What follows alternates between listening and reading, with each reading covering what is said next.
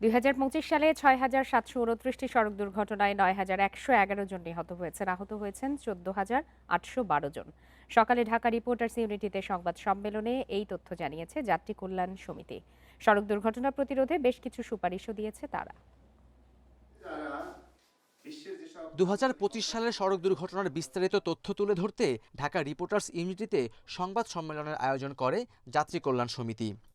এই রিপোর্টটাকে একত্র করে আমরা আপনাদের সামনে এতে জানানো হয় ২০২৪-এর তুলনায় ২০২৫ সালে সড়ক দুর্ঘটনা বেড়েছে প্রায় ৭%, নিহতের সংখ্যাও বেড়েছে প্রায় ৬%।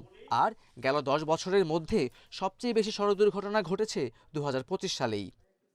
অটোরিকশা বেড়ে যাওয়ার কারণে অটোরিকশার ছোট ছোট দুর্ঘটনাগুলো আমরা কোনোভাবেই আনতে পারি না। যেমন আমরা যদি আপনাকে উদাহরণ দিয়ে বলি, এবার আমরা যেই পরিমাণ হতাহতের সংখ্যা পেয়েছি তার চেয়ে কয়েক গুণ বাড়তি শুধু ঢাকার পঙ্গু হাসপাতালে ভর্তি আছে।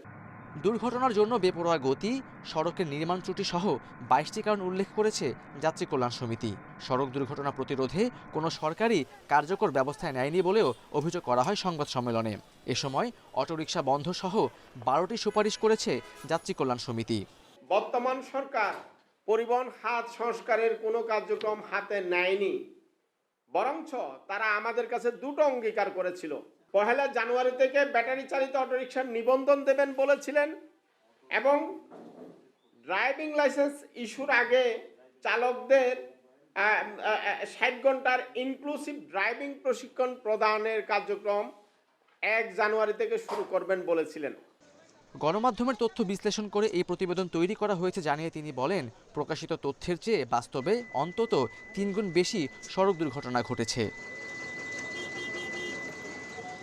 Khaled Raihan, independent news, Dhaka.